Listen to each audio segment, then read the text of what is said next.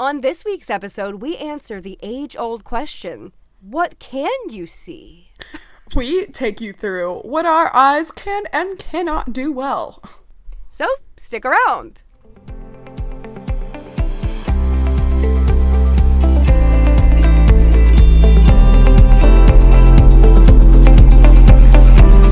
Hi, and welcome to Rare with Flair, The podcast where two 20-somethings with the same rare disease are out here living our best lives. I am your host, Casey. And I'm your host, Cassandra. So, hi everyone. We are so happy to be back. I am really excited, Cass. Do you know why I'm really excited? Why are you today? excited, Case? Because, thank you for asking. Yeah. Because so many of you who bought shirts for our fundraiser have started receiving them, and you have taken pictures in them and sent us photos of it. And it makes us so happy to see each and every one of you. In fact, Cass is wearing her shirt right now as we speak. Right now as we speak, and it is very comfortable. I got the V-neck.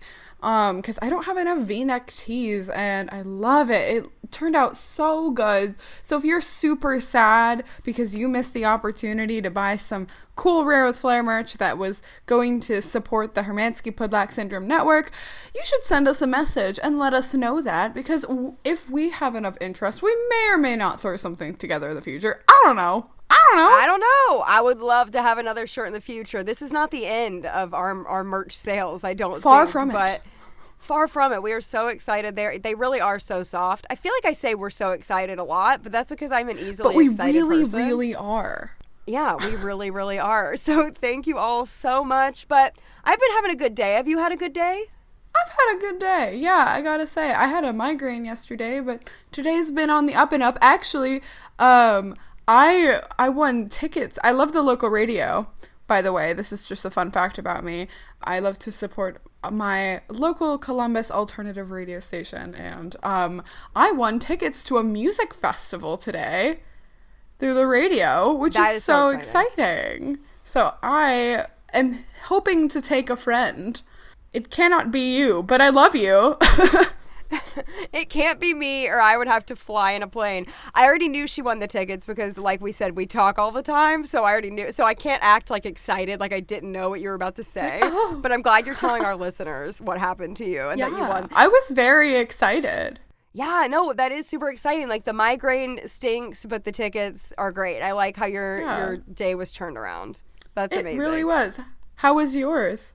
My day was good. Pretty uneventful. I really love recording the pod. A lot of you don't know when we record this. We record it at night. I feel like when you listen to a podcast, you kind of just fill in the blanks of where they are and what time it is. Like, there's one podcast I listen to that they record early in the morning. But yeah, we record at night. So it's a fun little nighttime hobby we get to do. And I love, by the way, that you're into listening to the radio recently, because I feel like this is kind of like our little radio show that we're doing. It makes me feel really fancy. I feel like I know all the radio DJs, and so maybe that's how our listeners feel. Yeah, exactly. It's like you listen to the radio and you are the radio. Hey, we are on like iHeartRadio and that kind of stuff. So we sure are. And I think that's an awesome time to say that, by the way, don't forget to check out our website, rarewithflair.com. You should also follow us on all the social medias. On Instagram, we're at rare.with.flair, but on all of the other platforms, we are at rarewithflair, including Twitter. So please follow us on the Twitter and tweet. That is what the kids do. That's what the kids do. Yeah, we have basically all the social media, so definitely follow us. Yes. Also, we accept email. hello@rarewithflair.com. So, we wanted to jump in to today's topic because, like we said in the cold open, and like it probably says in the title, you guys don't understand that we pick the titles after we record the episode, so we don't often know what the episode is going to be named, but we're going to go on the hunch that it's in the title, and we're going to talk about what can you see? And I don't know about you, Case, but I get this question a lot. All the time. I think it's probably the most commonly asked question right after, well, why don't you just wear glasses? Yeah, absolutely. And I've always seen it as like a defining moment in every friendship. It's like, to me, it gets to that point where someone is comfortable enough with me and wants to know me better that they just kind of get to the what almost feels like a breaking point, because it's like a burning question by this point. And then eventually there's also another moment where they realize firsthand that I really can't see a lot, and I either like, you know, run into something, or I have to put it right up to my face, or I miss something that's going on, and then they're like, oh, that makes sense. Yeah, no, the what can you see? We're going to try to explain it as best we can. So we've told you guys many times, we both have a rare type of albinism called Hermansky-Pudlak syndrome. So we do have the same genetic disorder. So our vision is very similar. But there are some people with albinism or with Hermansky-Pudlak syndrome whose vision is different than ours, who sees a lot better than us, or they might see worse than us. And then you have just the whole blind community who... it's very much a spectrum, from seeing nothing at all to having pretty decent vision. So we're not speaking for everyone, and we're not even speaking for each other here with what can we see, even though I feel like our vision is pretty similar, wouldn't you say? I think, based on what we've discussed, it's not like we can fully ever know, but I don't know. We seem to have a lot of the same kind of situations. I don't know, man. But yeah, so you know that we here at Rare with Flair, we love a disclaimer. So that was it. Yep, that was it. That was the disclaimer. So we are going to first start off by talking about what we can see well and what our eyes are good at, what our eyes are good at doing. And then we're going to get into all of the issues with our eyes, and hopefully after going through all these categories, we'll kind of tell you what we can and can't see. I actually made a YouTube video pretty similar to this once, but it was a really short video, and I feel like podcasts are so much more long form, so we can really get into the details and the stories, and obviously you can get Cass's perspective too. Yeah, and I will link that video in the show notes. As always, everything that we talk about is in the show notes. Amazing. So we'll start off first with one of the things we can see the best. Like, you know, it's we have like bragging rights for how well we can see this thing. So color, our color vision is generally really great. And like we said, not all blind people. You will meet visually impaired people. A good friend of mine who's visually impaired does not have color vision, or she's colorblind is probably the right term for that. But no, I don't know about you, Cass. My color vision gets me through the day. Fully. Yeah, I agree. I think that we can even identify within some nuances of colors. Obviously, color contrast is something that matters to us, and so when there is poor contrast, it obviously makes things a lot more difficult to read. But I think that we have really great color perception. Yeah. I always say this, like if I am ever in a crowd, I subconsciously memorize what color the person I'm with is wearing. So then if I lose the person I'm with, I'm not looking for their face or anything. I'm looking for the shirt color they're wearing, a bright blue shirt, or even like looking for signs. You know, I can tell Starbucks is Starbucks when I see a green circle. It doesn't mean that I can read that the sign says Starbucks. I just know from it being green. I really use colors a lot. And it's funny, I went to a friend's house when I was a little girl, and her mom said, you know, Casey can't read things, you know, from far away or anything, but I dropped I dropped a Cheerio on the floor, and Casey was able to pick it up. And it's hard to explain to people, like, how can you not read that, but you can pick up a Cheerio on the floor? And I think for me, it's the contrast, it's the color difference. It's how I can see something on the floor. I see something, I can't tell what it is, but I see something is out of place from the color. Yeah, and shape and color, you'll hear, we use those to, like, our brains subconsciously uses shape and color to figure out what the world around us is. But actually, speaking of color, I don't know if you've ever had the experience of putting like a food of the color of the bowl. Oh. It's very confusing. Like, so I remember this, I have this memory of putting like orange cheese puffs in an orange bowl, and I'm like, where are they? No, yeah, color can also steer you the wrong way if you're doing it like that, or if Speaking of food, like if you think rice is mashed potatoes or something because of the color, like we rely on color so much that it can actually steer us wrong, I think sometimes. Yeah, and I think even some sighted people struggle with this. There's the age-old like chocolate chip versus raisin debacle.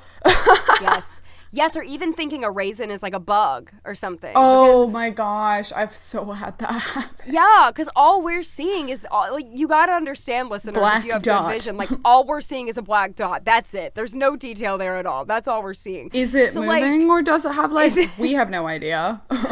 One time I had a fan that was blowing around I think it was like a raisin or something, like a little black object, and I thought it was a bug because it was moving. The fan was moving it. Oh my goodness. But that, I mean, we really, really use color just so much. And we're going to come back to this again and again in this episode of how much context clues and just putting the pieces together matters to us. And like people think we can see way better than we actually can because of how often we just like guess. We guess so often. And it's not like something that we're consciously doing all the time. I think that when you're born with the vision that we have, and like we've said before, our vision is stable. It's basically the same as it was from the day that we were born, and it's not projected to get much worse. Your brain will subconsciously come up with coping skills that are almost universal among other people with our same condition. I think a lot of people end up coping in the same ways of using shapes and colors and context. Yeah. We always joke about how sighted people like use their eyes way too much. Yeah, they do. They rely on them so much. We memorize like an unbelievable amount of things. We do. Memorization in the low vision community is such a thing. Like, we really have to memorize so much, and we really have to like be adaptive and resourceful and just put clues together all the time. So yeah, definitely. Another thing our eyes are good at is peripheral vision. Part of the definition of legal blindness either is limited visual acuity, which we've talked about and we'll mention again later in this episode, which is just how much and how far you can see and at what level of detail, which is like your typical eye chart. But another part of it is the peripheral vision, your visual field. And so if you have a limited visual field, either in the center of your eye or on the sides, that will also limit your vision naturally. So like we have pretty good peripheral vision, I would say. Yeah, I think our peripheral vision is normal. I mean, obviously we still have low acuity, like Cassandra said, like out of our peripheral vision, but we have that peripheral vision. And I don't think I've ever told this story on the podcast, but when I was little, like first or second grade, I had a teacher that was like, well, Casey, since you don't have any peripheral vision. And I was like, yes, I do. And my teacher continued to argue with me. She was like, no, you don't have that. And I knew what it meant, and I knew that I did. I was like, no, I can see like all around me, So that is, I guess people maybe just assume when you say you're legally blind that means you don't have peripheral. And for some people that is true. Oh, no, but for us, that's not the case. Oh, we're frozen. Okay, we're good. Okay, we're good. I think. We're good. Our Wi-Fi is crap tonight, y'all. We are struggle busing with the Wi-Fi tonight. We're doing our like very best. Like truly. We are doing our very best here. But anyway, we have peripheral. I guess that's all we have to say on that. I mean, I'm grateful to have peripheral vision. Mm-hmm. I think it's helpful like when you're walking outside, and it is helpful, mm-hmm. So for me, I'm grateful for that, and I don't want to just focus on the negative. I want to also be happy for what I have. Yeah. And now we're going to jump into the many things that our eyes do not do well. Yes, and there are more that it doesn't do well than it does. I think those are the only two things we had on the list of what it does well. Hey, but we have two things, and I'm happy about it. Hey, we have two things. At least we can see a little. So our first thing on what our eyes are not very good at, I think this is one of the things that really affects us the most, and that is photophobia. And it kind of sounds like what it is. Our eyes are very sensitive to light. And I think phobia sounds like fear, so it's like, yeah, I'm right. scared of the light. I'm scared of photographs. I have photophobia. That's how it's spelled.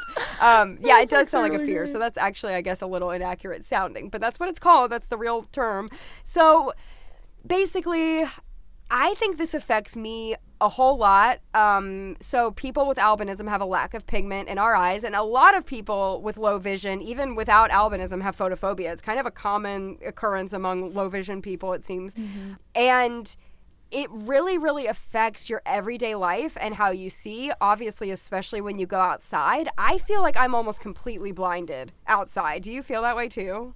Yeah, I do. And it's very difficult to go outside without any sort of eye protection. When I've gone out in the mornings recently to relieve my guide dog, I take like 3 steps out of my house and then I walk back inside because I'm like, oh, nope, that's pain.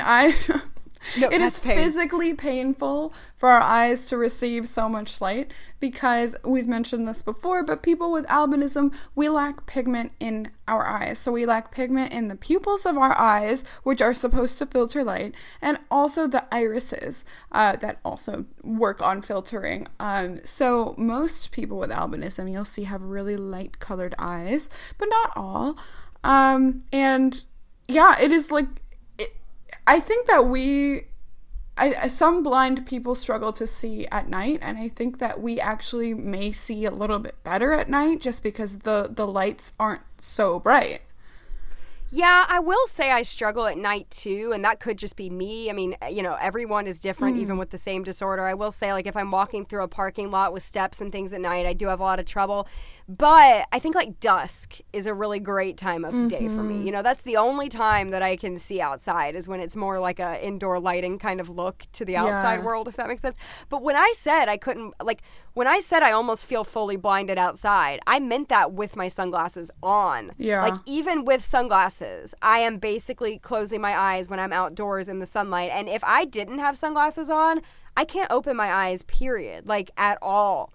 Yeah. I cannot go outside without in fact, like, there was an outdoor gathering recently I was going to, and I had realized in the car on the way I'd forgotten my sunglasses. No. And I had to ask someone to borrow them because I cannot physically be there. Like, and I don't think people understand this. Like, it is genuinely that painful. Like, I was in a wedding party fairly recently, a few years ago, and we were taking photos outside, and I had to tell the photographer, hey, please count down from 3, and when it is time, I will quickly open my eyes. But I had makeup running down my face. I was in pain. Like, it is just not... Yeah, I feel the same way. No, and that's what... that reminds me of when I was graduating college. With my sorority sisters, and we took some pictures around campus, and it was the same thing for me. So I tried to do it. I think I had sometimes I'll wear tinted contacts, and it's not super often lately, but those help a little bit cut down on some of the pain from the light. But I tried to do that, and I did it for like 3 solid photos, and I'm like, no, I have to get my sunglasses, and I'm going to be wearing sunglasses in every single one of these photos because I physically can't keep my eyes open because I think I'm going to get a headache. No, literally, like, it's physically impossible. Even if you really wanted to get that picture, it's like you either need to have sunglasses on or your eyes are basically closed. And I was still squinting, and I thought I had my eyes wide open. Oh, yeah. And do you find that, like, I know we don't drive, but, like, let's pretend you're in the passenger seat of a car. Do you find that if it's a bright, sunny day and you're in the car for a while, that you just start to feel sick? Like, your photophobia? It just makes you feel sick. Like, you feel nauseated. I feel physically bad. And like, I also feel like almost like a mild panic anxiety. I'm like, I need to get out of the sun. I hate this. I hate this. I literally, like, I'll have a jacket in the car that I keep in the car, and I will put it over my head at some point. Oh my gosh, I've done that.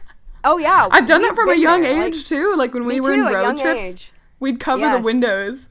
Me too. Yep. Me too. You got to do it. And we need to mention really quick too. I mean, I'm sure a lot of you have seen my picture, or seen my videos, or you've seen me, but I have dark colored eyes. I have like hazelish, brownish eyes. And when I was a baby, the doctor told my mom, like, maybe her photophobia won't be as bad because her eyes are darker, but that's not the case at all. And actually, if I am standing outside and you look at my eyes in the sunlight, they do have kind of that reddish, goldish tint to them if you're like shining a light directly into them. So it's interesting though that my eyes are like a darker color and I still have such bad photophobia. Yeah, and I think even inside my eye, like in my house, I keep the lights fairly dim and low. Just because I find that to be the most comfortable thing. If I do end up having to read something, I will have to turn them up. But I do most of my work on a computer. I'm mostly staring at screens because that's my job. And so I can keep the lights down real low and it's great, but it's always funny when people come over and they're like, how do you see anything? It's so dark in here. Have you ever worn sunglasses inside? Like, I know some kids with albinism in school when they were young, they'd wear sunglasses in the classroom. Like, have you ever done that? I have. Well, so when I started working at the job that I currently have, and I had like a month-long orientation, and in one of the rooms where they do a lot of presentations, it was so bright in there that I'd have to keep closing my eyes, but then I'd almost fall asleep, and so it was like kind of a struggle. So honestly, I gave up and I started wearing sunglasses in that room, and it did help a lot more. It's always like a catch-22. It's like I want to not be in pain, but at the same time, I don't want people to think that I'm like weird or aloof, or like sometimes in sitcoms people do it if they're hungover, which is not the case. I know it makes you look kind of rude, or I don't know, it just looks odd. It's just weird. Agree. Even at some restaurants, I'll wear sunglasses if I'm sitting facing the window, which I never tried to. I always try not to do. But even I even feel weird with that, trying to talk to the waiter with sunglasses. And I know we shouldn't really care what people think. And I know some blind people always wear sunglasses. And I don't really even love playing into that stereotype of all blind people wear sunglasses either. So I don't know. It's a fine balance. Also, sometimes the room can be too dark for sunglasses for me. That's like, true. you know, I like can't see with them on either. So I don't know, but we could go on and on about photophobia. I think like we've talked about before how your vision at the eye doctor, when you're getting your vision tested, you're in perfect lighting. You're in a perfect scenario in this room. And then, you know, let's say you read 2200 or 2400 in that room, and then you go out into the sunlight. Like, we've got to be 2600 or worse outside, I would There's assume. no way that we can see the same inside as outside. I would never be able to read that chart outside. Oh like, my God. Never. I couldn't even keep my eyes open. That's why driving is such a fear. Like, I mean, I don't even know if I would qualify. I think I'm like on the line of qualifying with a bioptic, but I just never could with the photophobia. I never could. Like, I don't think people understand how much the photophobia would affect that. I was also thinking of how it's sometimes impossible to see things when they're right against a light. You know, if you've ever gone out to eat with a friend and you're sitting facing the window and they're sitting facing against it and they just look like a silhouette. It's literally like a black blob is all they are to me. I don't know what my neighbors look like because I only ever see them outside. Oh, yeah. No, absolutely. I know exactly what you mean. One time I was on a date where that happened, and I was like, I never saw this person's face. Like, one time. Like, not one time did I see their face. Who are they? Who are you? So we also now, it's just, there's so much that can be said about photophobia. Truly so much. Truly so much. We gotta move on, but so much. We wanted to bring up nystagmus, which, for those that are unfamiliar, it's usually a part of having albinism, but it's an involuntary shaking of our eyes. And so if you look closely at our eyes, they move back and forth really quickly in kind of a pendular motion. It may look like we're skittish, but it's really not. Like, I always worry that people think that I'm like anxious or something because my eyes are moving back and forth, but truly it's like we can't stop it, we can't help it, and most of the time we don't even notice it. Yeah, I have had, when I've done like singing competitions, I've had judges write on there, like, you look really nervous, your eyes weren't focused and stuff like that. And I'm like, it's not nerves, people. So, yeah, and this is not just an albinism thing. Actually, a lot of, once again, just like photophobia, a lot of low vision people just happen to have nystagmus as well, along with other conditions and things like that. And a lot of people ask us, like, does your world shake? Like, do you see the world shaking? And not really. I think our brain, like, adapts. Like, how would you explain that? Do you feel like you don't see it actually shaking, right? Like, no, I just, no. your brain will correct the image. It kind of, Yeah. Human vision is fascinating, but it like kind of takes multiple images and blends them together. But I will say that more recently I've started to try to notice it.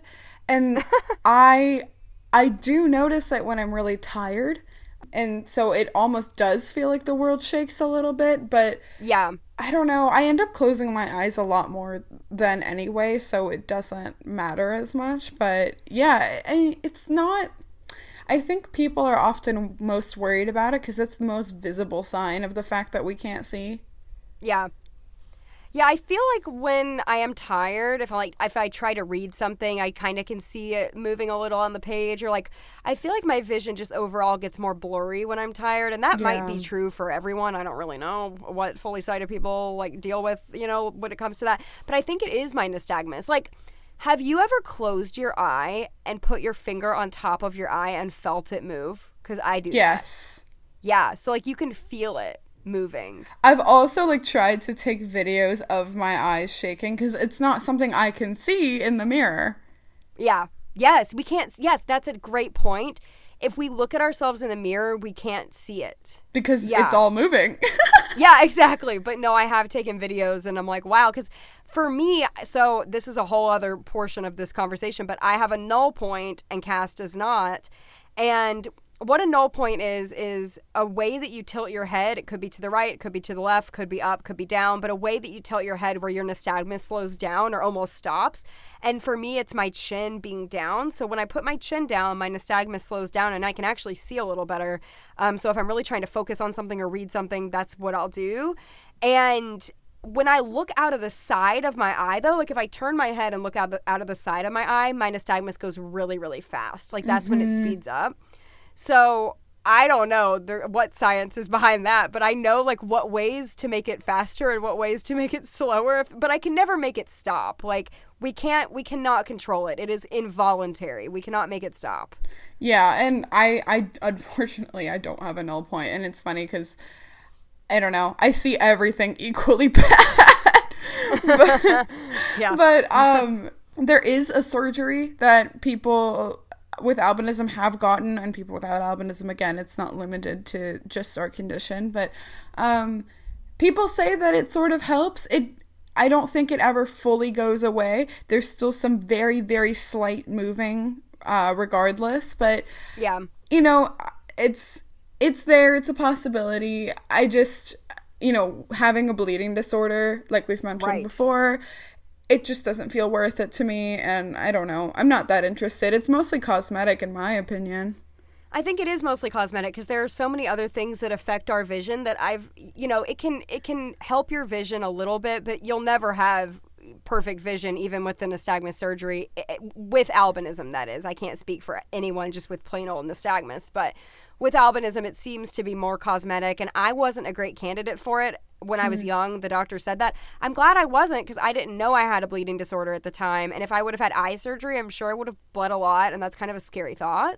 Yeah. But I will say, like, it really bothered me growing up. I hated my nystagmus. I was ashamed of it. I didn't like it, especially in the theater world. I've talked about that before. I got negative comments about it in performing and acting, and I hated it. I wanted more than anything for that part of it to be gone. And I think the more I've accepted my vision, the more I've accepted my nystagmus, and I actually kind of like it in the sense that if I tell people I'm blind, that they're more likely to believe me if they see that there's a physical difference in the looks of my eyes. So like I kind of do like it for that reason, I guess, so people believe me and take me more seriously. But some people don't notice it and some people really do. Like, have you noticed that? Like, some people notice it right away, some people don't. I think it's pretty rare for me to get comments on it. I honestly don't. I think people will notice faster that I hold things very close to my face instead of my eyes shaking. Because I feel like you'd have to really look at me for just a little bit, but kind of intently to notice that my eyes wiggle so much. I've gotten comments like from random people. Mostly my negative comments were like in the theater world, like I said. But I've gotten like random strangers say things. And then my 5-year-old nephew recently said to me, Casey, why are your eyes moving when you're not moving? Oh, that's so cute. When I was 5, I used to walk up to kids and be like, look what my eyes can do. Of course you did. Yeah, well. Party trick. I love it. Okay, so yeah, we could obviously also go on about nystagmus for a while, but next we're going to talk about good old fun depth perception. That's a fun one, isn't it? It is. So we lack depth perception. We don't fully lack it. Like, we can see, it's hard to explain. Like, we have some depth perception, but it's just not very good. It's pretty poor. Like, if, like we've said in episode 2, if we're standing at the top of a step, we can't tell if it's a little step, a big step, a change in the concrete, a curb. Like, we have no idea. No idea. 3D movies, forget about it. Oh my gosh. Forget about 3D movies are the biggest waste of money, and they kind of make my head hurt. I kind of hate them. I can't tell at all that it's 3D. And I hate wearing the glasses. Like, I would rather just see a normal movie, please. Thank you. I mean, I can barely even see the normal movie well enough. So. Yeah, exactly. So, oh no. I literally just lost Cass. We got cut off FaceTime. It hung up. I wonder if she's talking right now at the same time as me. But I'm going to wait for her to call me back. Hopefully she'll call me back in a minute. Our Wi-Fi... Here she goes. She's calling me back. Stand by. Our Wi-Fi. Please stand by. I was talking to the listeners. I was like, she's going to call me back. She's going to call me back. We just lost our call completely, y'all. We FaceTime. Something in the Wi-Fi connection hates us tonight. Wow, that was an aggressive shutdown for our podcast. It was an aggressive. I didn't even get a warning that anything was wrong. You just were gone. Oh man, that's funny. She was gone in a flash. Depth perception. I feel like with the depth perception, there's a certain amount of pattern recognition that gets us so far. I think that obviously when you see a change in the texture in the ground or in the design of the ground or the color, your brain will with time figure out there may be a step here, and it kind of alerts you. And so the natural response for most blind people is to probe with your foot. And so you'll stick your foot out, you'll poke with your toe, and you might find a step, a curb, or just more ground. You know, you never really know. Exactly, and I do that quite often, except unless you have your cane or guide dog with you, which is one of the many, many perks of having a cane or a dog, is that it feels the step before you do. So that's great. Or also, I just instinctively, every single, and please tell me you do this too, every single time I am out with friends, I instinctively walk slightly behind them. And when they go down a step, I go down the step. I don't. Really, you don't do that? No, I don't. I'm just like, I don't know. I really have a lot of like unearned confidence and faith that I'll figure it out. If I'm somewhere new and I do need to follow them, I will, but I walk really fast. And so I end up pulling ahead of people. But I do have a guide dog, so most of the time she will either stop before the step or she will dip down before me so I can feel her dipping down, and then I will find the step also. But I don't. Wow. So like, I'm going to set the scene for you, okay?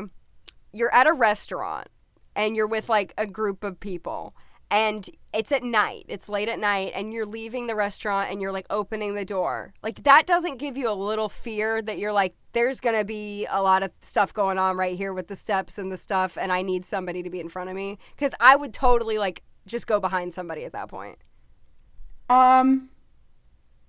If I know them, then I won't. If I don't know them, then I will. Wait, so you're saying if you know them, then you won't? Okay, so if it's your friends, you'll just walk ahead of them? Yeah. That's just, I think that's always just been my personality. As a kid, I actually didn't do a whole lot of probing. If I was walking around and if I fell, I just fell and it was fine. And I figured it out, and then I learned for the next time, because that's kind of how I worked. I think there were other young, and we talked about this kind of thing in our school episode. There were other young blind kids like Casey who were probably smarter and had more of a better fear of things. I probably needed more of that.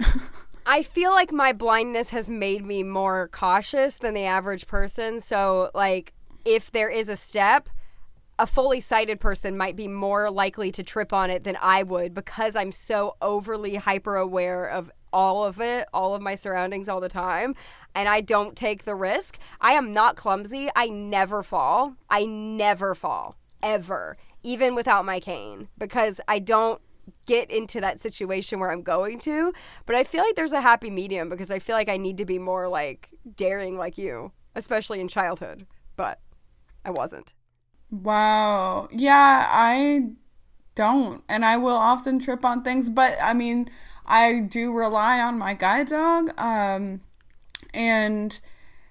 I think over time, and having more life experience, I've actually grown to be more cautious.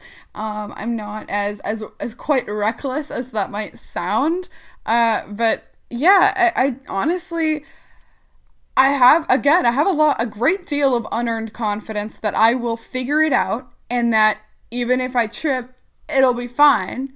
But I'm more self-conscious about, like, looking super blind, in quotes, in front of people that I don't know well. So I will like actually take more time, because I am afraid of being embarrassed. But if people know me well enough, like, you know, there are often times that, yeah, I'll just, like, keep walking ahead. And I think also you just get used to, I don't know, pick up your feet a little bit more. So I'm definitely not the only person with albinism that is this way. I don't know if, you know, Elsie Larson, she's kind of a home influencer. She does a lot of DIYs, like a style blogger. She adopted 2 young girls with albinism from China, and her oldest daughter, Nova, is a lot like how I am and how I was as a kid. I think her husband posted a video of them playing. I might try and see if I link it in the show notes. I don't know if I think his account might be private. We'll see. But there's a video of them playing at a jungle gym that has poor contrast, and you can tell that her oldest daughter, Nova, has poor depth perception. But she's, like, walking, and she just almost falls down the step, but she stumbles and catches herself, and she's like talking the whole time, because she's 4 and she loves to talk, and she, like, stumbles and falls. She's like, I'm okay, and she keeps walking. And I was like, that is exactly how I was as a kid. I love that. And, like, I don't want people to think I'm a complete stick in the mud. Like, I still played on the playground and ran around with my friends and went and did all the things a normal kid did. I honestly think even if it weren't for my vision, I would have a cautious personality. That is literally just my personality. Yeah. I am anxious. I am cautious. I am safe. But I like that we have the differing, like, views on that on this pod, because I feel like we agree on so much, and so much of our experience is similar. So it's good to have, like, the differing experiences with that. So one of the last things that we wanted to mention about things that our eyes do poorly is general lack of detail. And we've touched on it before, but, like, when Casey mentioned, like, the Starbucks logo, she can't see every individual piece of the logo and the like the white parts that make up the green lady. So it's funny because the lack of detail often presents itself in some really funny ways.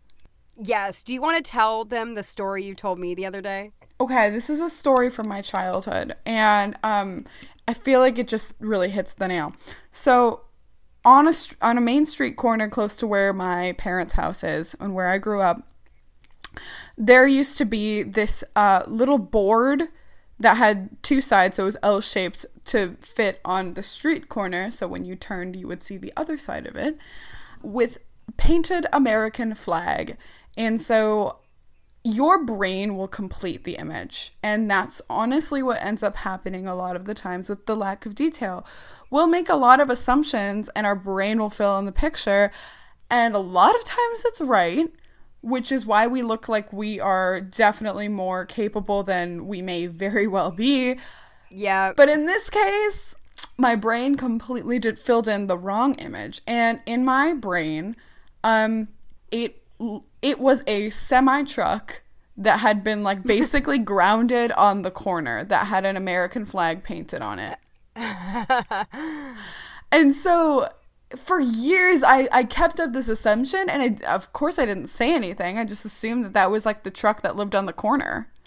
Until one day they replaced it, or they moved it, and I asked my mom what happened to the truck, or I think it was still there actually. But I once asked her, like, why is that truck always there? And she was like, what truck? There's no truck on the corner. And so one day we parked across the street, and we walked across the street, and I touched the board, and I was very disappointed to find out that it was not a truck, and it was wooden boards, and I felt really cheated. No, it's so true, though. Like, our brains fill in the blanks, and we are wrong about so many things. And there are some things we're right about, and like Cass said, that's why people think we can see better than we can. But truly, we fake it all the time, and the lack of detail. We were talking the other day about how if someone is wearing like a blue and white striped shirt, if we see them from across the room, it just looks like a blue shirt to us. Like, it all blends together, and it doesn't get until we're right up on it that we can tell that there are stripes or there are checks or anything like that. And even like trees, they look like green blobs to us. They're not like, we don't see leaves, individual leaves on trees. We just see like green blobs. Like, faces, I don't see the details on people's faces. I just see like I was telling Cass the other day, when I'm walking my dog in the mornings down the street, I'll see a person, like I'll see the outline of a person, but I can't tell if they're walking toward me or walking away from me, because I can't tell if it's the back of their head or the front of their face. Like, I genuinely, there's especially if like the hair color of the person is similar to the skin color of the person. Yeah. So someone with maybe blonde hair and light skin, I don't know. I really don't. If their hair is blowing in the breeze, I have no idea where their face is. Yes, but we fake it so often, and it's kind of does a disservice to us, because it makes everyone in our lives think that we can see things that we can't, and then they expect us to be able to see something, and it's just so complicated. It's really hard to explain to someone, and that's what we're trying to do with this episode, is explain to people what we can see, but at the end of the day, you can never fully explain how someone sees. Right, because, you, fair listener, who may have good vision or quote-unquote normal vision, we have no idea how you see, so we have no reference point to compare and contrast. We can only tell you our experience and hope that it makes sense in some way. But speaking of doing people a possible disservice, Casey and I were talking about recently how we've started, just as we've gotten older, we have started to stop trying to cater to people and like make it seem like we really do see more, because it really ends up confusing people, because sometimes we will later miss things that they thought that we could see. Yes, recently a girl I know was waving at me, but I couldn't see it, and my mom told me, hey, she's waving at you. And normally I would wave back and smile, but instead I did not wave, and then I went up to her later and I said, hey, sorry, my mom told me you were waving at me, but I didn't see it. And the reason I did this is because if I would have waved back at her when my mom told me to, then she would have always thought that I had seen her. And then the next time she waved at me, what if my mom wasn't there with me? She would think that I was being rude and ignoring her because she thinks I can see. I've got to let people know what I can and can't see. And it's just, the older I get, the more I want to do that and try not to please others pretending like I can see things I can't. Yeah. Yeah, and I completely agree with you. I've started taking like a zero tolerance policy to people who don't ID themselves. And I will like preface that with I really have noticed more in my life people coming up to me, and people that may not know me super well, but they will come up to me and they will say, hey, it's so and so, and I just so value that. But when that doesn't happen, I need to stop pretending like I know who people are, because honestly, it could be a safety issue. I once had a situation where I was out at night and I thought I was talking to someone that I knew that I was like, that said they were going to meet up with me later on in the night. But it came to find out I was talking to a complete stranger as if I knew them. And I was continuing to pretend that I knew them. And it was really scary, and I didn't like the situation I was in, and I quickly cut off the conversation because as soon as they asked my name, I gave an alias and I walked away. Like I don't want to do that anymore, because I don't want to either put myself at risk or I don't want to not know who I'm talking to. So I've just started saying like, hey, I'm really sorry, but who are you? I can't see well. That is so scary. And I have also adopted this zero tolerance policy of like just saying, I can't see that. I can't see you. Who are you? Sorry, I can't see. I used to be embarrassed when I was little to say, hey, I can't see, or sorry, I can't see. No, not anymore. Just say it. Come on, get it over with. We got to know what's going on. So completely agree. Well, all right. We have a game. We are just going to do some quick icebreaker questions. I will ask a few, you will ask a few, and we will give our answers. So, you want me to go first? I would love for you to go first. If you could play any musical instrument, what would you choose to play? Oh, hands down, because this is like, I just feel like it fits my vibe. I would want to play a trumpet, but it would be really annoying to learn to play. I literally thought your vibe and all of that, I thought you were going to say guitar. Oh no. I've recently discovered like a handful of great musicians that incorporate trumpets into their music, and I'm just like, it really gets me going. I love hearing that. Ooh. It adds like such a punch to the song, and you can play it in multiple different ways. It doesn't always have to be loud and shrill. Like it could be cool and suave and in that muted jazz way. I just think it's so, I don't know, it's a cool instrument, but I would never want to learn it because it'd be obnoxious.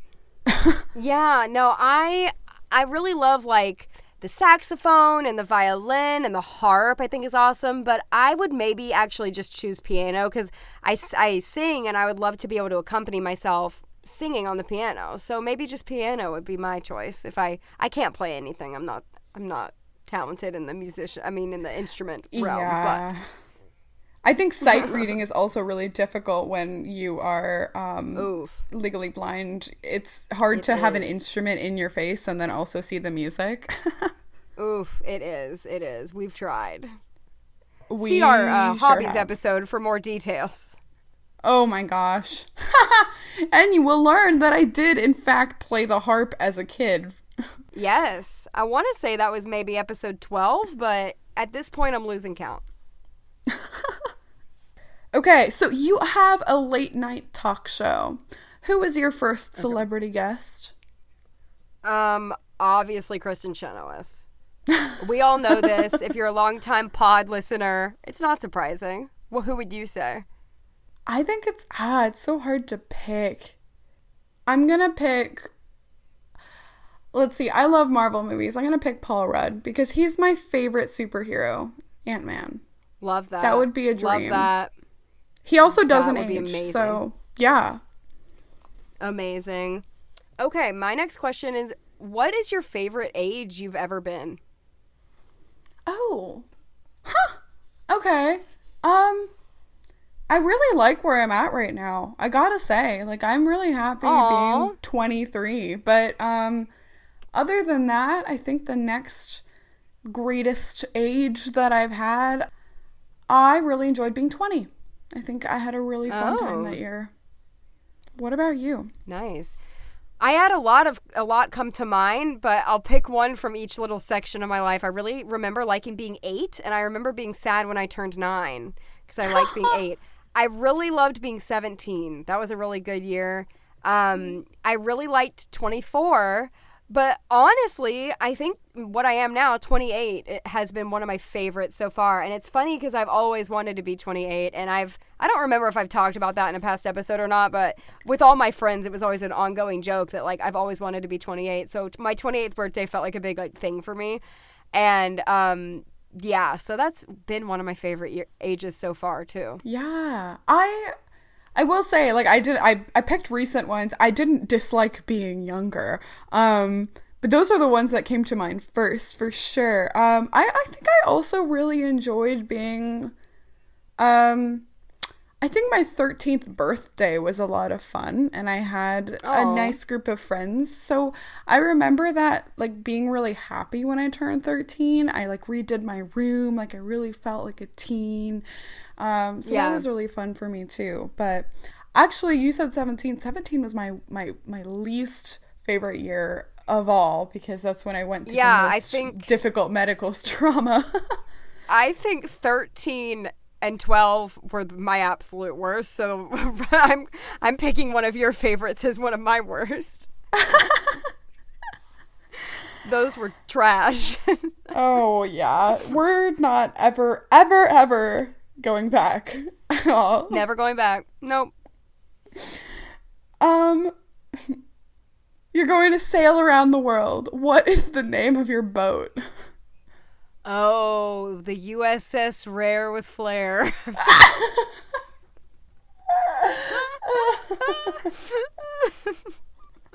I don't know. I guess, sure. What about you? Yeah. I like that a lot, actually. We can share a boat. Captain. We can co-captain. I will say, I picked that question because I think one of the funniest pieces of information that I've learned in my life is that someone makes me laugh every time. Someone once named a boat Bodie McBoatface. And you know what? I really value that. I do too. Or we could do a SpongeBob themed boat, since that is our love. The Bikini Bottom. The Bikini Bottom boat. There we go. That is it. Okay, my next one is, what is your favorite thing about your appearance? Let's see. Oh, I think I have a nice smile. You 100% do. Thank you.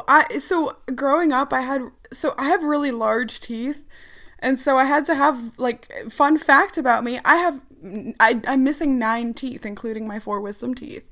So I had to get a lot of teeth removed, and I had braces, like, 2 separate times. My mouth has been on, like, a journey, but right now I have a really nice smile, and I'm really proud of it.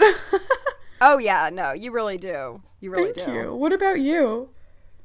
I think, like, I was thinking about this. I think what I'm about to say I would not have said when I was, like, a teen, but I've grown to really, I like my skin. I think I have pretty, like, nice skin. Ooh, I don't know. You do have good skin, though. You hardly get any breakouts or anything. Like, I do definitely get the occasional pimple, but I think overall, like, I've taken care of my skin with, like, sunscreen and all of that, and I look kind of young for my age, and I think it's just because of my skin is one of the reasons. So I really try to take care of it so it doesn't wrinkle or get, like, get like sunspots or that kind of stuff. But, you know, it could happen. We all age, of course, and there's nothing wrong with wrinkles or sunspots. But I don't know. I just like my skin. So Yeah, you do have really nice skin. It's got a lovely glow. well, thank you.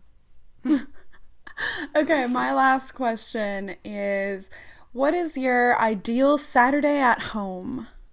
Oh, it has to be at home, not Has just your to be ideal at Saturday. home. I mean, you could go out for a little bit, but not like most of it's at home.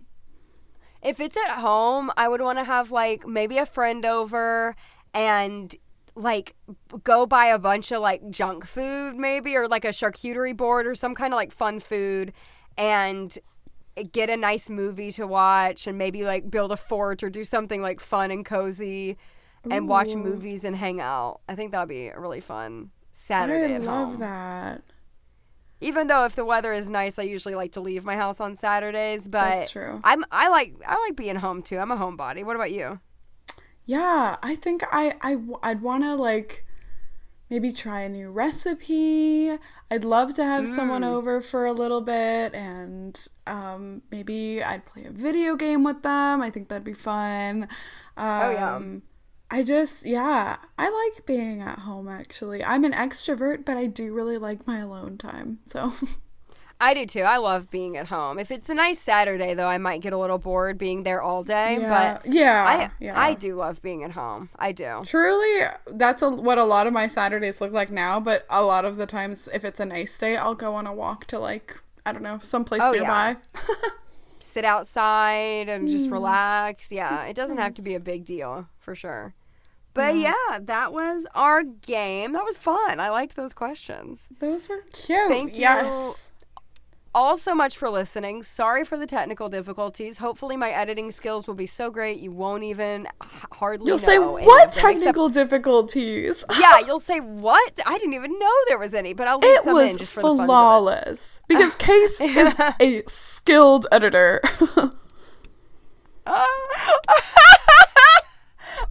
Hello? Hello? Hello? Did I lose you during this conversation about editing? Did you? Because I heard you. I lost you. I lost you.